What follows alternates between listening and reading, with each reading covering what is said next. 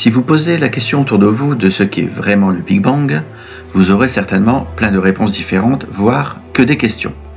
Mais c'est normal entre guillemets car ce terme date des années 1920 avec le contexte gardé de l'époque. Je pèse bien mes mots en disant contexte gardé de l'époque.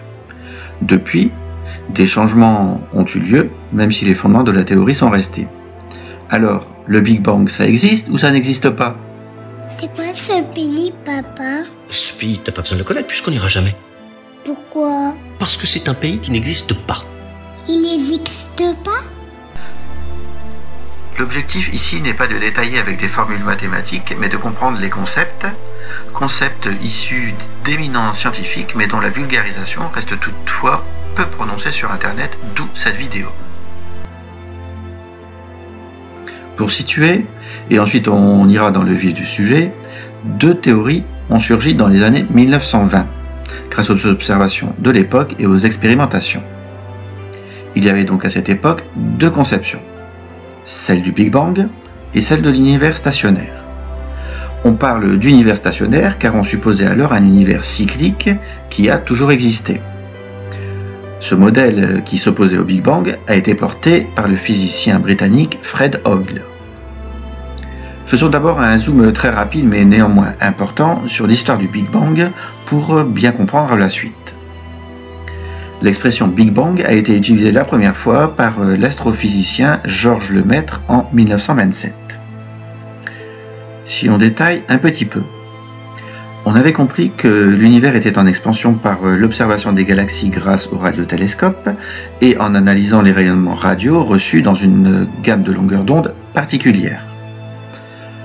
Comme on avait compris cette phase d'expansion, il suffisait, entre guillemets, de remonter le film à l'envers et d'arriver à un instant zéro.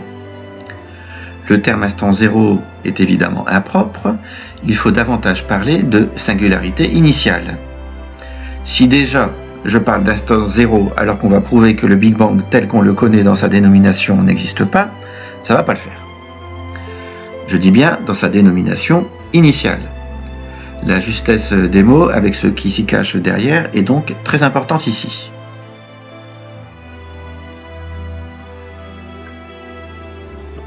Dans tous les cas, et quelle que soit la théorie, il est préférable de ne pas conclure de façon trop hâtive, comme en général de toute façon.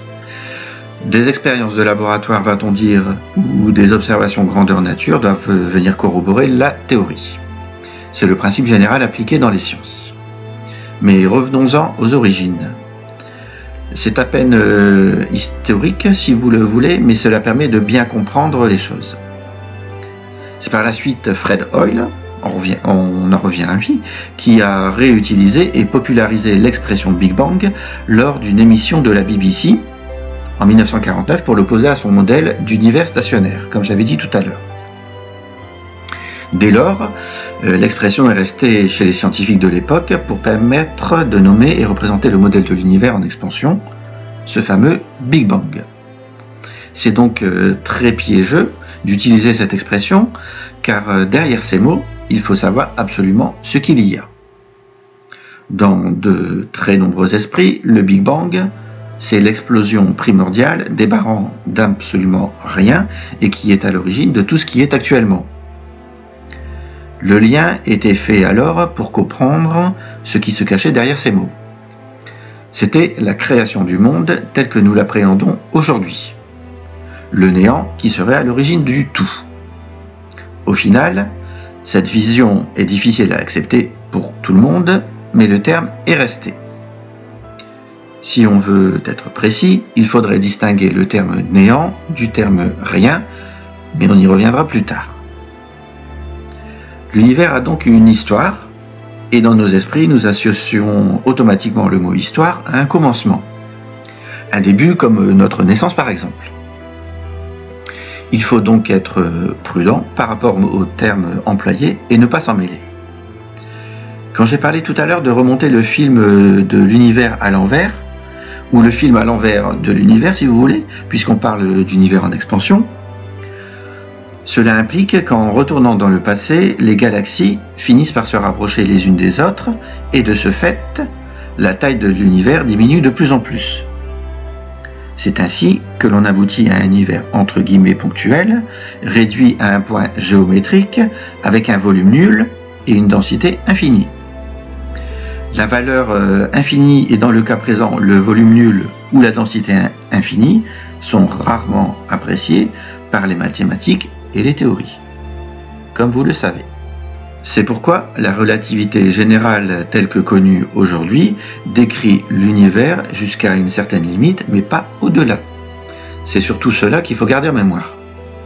C'est pour cela que le point fictif de l'instant zéro n'est que purement conceptuel et lié à notre façon de penser. Comme les associations réalisées aujourd'hui avec le mot Big Bang sont abusives, et c'est donc là où je voulais en venir, des scientifiques tels que Étienne Klein, Hubert Reeves, Aurélien Barraud et certainement bien d'autres tentent de casser l'idée que l'on se fait du mot Big Bang. Mais Étienne Klein est bien sûr mon préféré. Et il y a au final peu de vulgarisation à ce sujet, ou alors il faut vraiment bien chercher. Je vous suggère les éminentes vidéos et livres d'Étienne Klein qui vulgarisent l'astrophysique et la cosmologie. Ces vidéos sont parfois longues, mais c'est une personne qui décrit les phénomènes de manière très précise, tout en étant très vigilant sur les mots employés. Les vidéos d'Aurélien Barraud sont également très intéressantes, mais assez souvent complexes, car il y mêle théories récentes, cosmologie, références philosophiques et notions mathématiques, parfois complexes. Donc si on n'a jamais trompé dans le sujet, on peut vite s'y perdre. En conclusion intermédiaire, le Big Bang n'est pas ce que nous pensons. Sauf pour ceux qui savent, bien sûr. Le Big Bang désigne en fait l'époque très dense et chaude que l'univers a connue il y a environ 13,7 milliards d'années. Et dans l'échelle du temps, on arrive non pas à un instant zéro, mais à un temps qui a été nommé temps de Planck.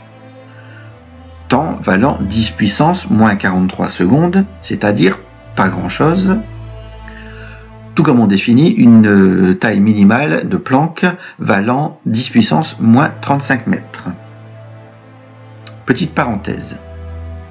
Là, il faut faire attention puisque je cite des chiffres, même si ces chiffres ont été communément admis par la société scientifique, je n'invente rien, mais n'extrapolons pas, s'il vous plaît, en tombant dans le piège de citer un instant zéro ou un espace nul. L'instant de Planck, c'est l'instant en dessous duquel on ne sait plus rien décrire. On n'arrive pas à décrire l'état de l'univers dans le détail par les équations. C'est surtout cela qu'il faut retenir. Maintenant, des théories descriptives, il y en a bien sûr. Il n'y a pas de théorie validée et acceptée à ce jour, vu qu'il n'y a pas d'expérience ou d'observation qui permettent de confirmer une de ces théories. Une théorie doit d'abord se faire connaître et être acceptée par une majorité.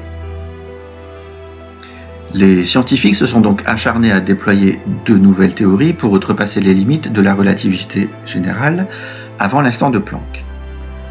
Ces ordres de grandeur sont difficilement appréhendables quand on sait que la taille d'un électron ou d'un quark avoisine les 10 puissance moins 15 mètres. Les équations ont trouvé leurs limites. Évidemment, ça se complique, même si quelques théories émergent, et il faudrait une très longue vidéo pour expliquer tout ceci clairement, sans tomber dans les méandres des formules. Mais des fois, les formules, ça aide. Je vous invite éventuellement à faire une recherche sur des vidéos de la chaîne Science Étonnante. Il y explique aussi les choses de façon simple et logique et qui a vraiment un fil de discussion. D'ailleurs, les réflexions et théories actuelles tournent autour du thème « Qu'est-ce qui a déclenché le Big Bang ?» Cela ne résoudra pas les questions métaphysiques du genre « Pourquoi y a-t-il quelque chose plutôt que rien ?» ou « Dieu joue-t-il au dé ?»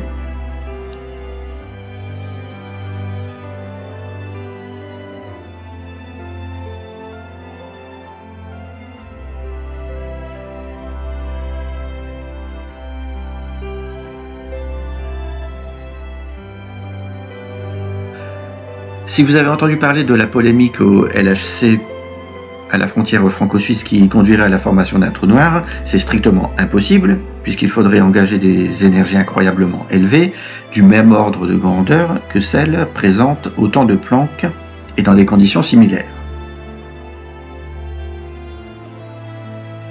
Aucune théorie n'est capable à ce jour d'expliquer un instant zéro de façon sérieuse. Soit on tente d'unifier la relativité générale d'Einstein et la physique quantique en introduisant des concepts totalement nouveaux, genre des nouvelles particules, des nouvelles dimensions, ou des postulats qui par définition ne sont pas vérifiables. Exemple, la théorie des cordes. Bon, j'espère que toutes ces notions-là vous parlent. Soit on va exclure l'instant zéro des théories. On va parler de Big Bounce ou de grand rebond en français pour introduire la notion de transition de phase entre deux périodes de l'univers. Celle d'avant que l'on ne connaît pas et celle de notre univers tel qu'il est aujourd'hui. Comme dans la théorie de la gravitation quantique à boucle avec nos très chers fondateurs que je ne connais pas, A.B.H. Tekar, Ted Jacobson, Carlo Rovelli et Lys Molin. On parle aussi de collision entre deux univers, univers entre guillemets bien sûr, communément appelé dans le monde scientifique collision entre branes. L'univers par définition c'est le tout, et donc il ne peut pas y en avoir deux, mais ici c'est le mot choisi pour se donner une représentation. Donc toujours faire attention. J'avais mentionné tout à l'heure qu'il fallait faire la distinction entre le néant et le vide. Bon, ok, Étienne Klein le fait certainement mieux que moi. Mais ici, moi, ça va être assez condensé. Le néant, c'est l'absence de tout qui, a priori, ne peut rien créer. On parle en fait de vide quantique qui peut contenir toute la matière, mais il faut bien une amorce pour que ce vide quantique puisse se matérialiser. C'est bien là le problème. Le vide quantique contient par essence des particules virtuelles. Si, cela existe. Vous pouvez vous référer à des vidéos de vulgarisation expliquant la mécanique quantique, mais j'en ferai peut-être. On pourrait dire que sous l'effet d'une expansion hyper violente de l'espace, ces particules gagnent de l'énergie et peuvent se matérialiser. Évidemment, tout le monde penche pour l'idée d'une explosion violente comme dans le Big Bang. Mais il n'y a jamais pu y avoir rien avant, rien entre guillemets bien sûr, ou sinon on dirait le néant. J'espère que vous me suivez, sinon n'hésitez pas à revenir un peu en arrière. Si l'on dit que l'univers est précédé par le néant, c'est que cela nous dépasse conceptuellement. Et si on dit que l'univers n'a pas d'origine, et donc qu'il n'y a pas de néant puisque nous sommes là, on ne se posera plus la question d'une quelconque origine. Bon, j'espère que vous avez tout bien suivi. Cette partie-ci se termine, sachant que l'étymologie des mots, comme vous le voyez, et ce qui s'y cache derrière est très important si l'on ne veut pas être noyé par les mots. Par rapport à tout cela, il y a aujourd'hui deux grandes interrogations principales dans la communauté scientifique que vous connaissez certainement.